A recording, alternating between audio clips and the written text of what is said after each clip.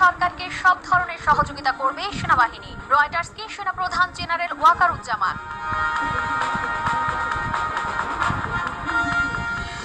New York পৌঁছেছেন অন্তর্বর্তী সরকারের প্রধান উপদেষ্টা। রাতেই বাইডেনের সঙ্গে দ্বিপক্ষীয় বৈঠকে বসবেন ডক্টর ইউনূস।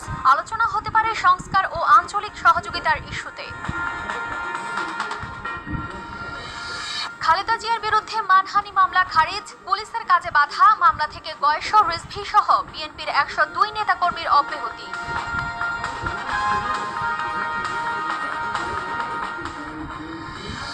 টাকা না ছাপিয়ে ডলার বিক্রি ছাড়াই আর্থিক খাত ঠিক করা হচ্ছে। সফল হলে কমবে মূল্যস্ফীতি ও মানুষের কষ্ট, জানালেন গভর্নর। জ্বালানি ও সারের ভর্তুকি প্রসঙ্গে জানতে চাইবে আইএমএফ। সাবেক সেনাপ্রধান জেনারেল আজিজ আহমেদের 2 ভাইয়ের 4টি ভুয়া এনআইডি বাতিল। সাবেক আইজিপি 4 দিনের রিমান্ডে।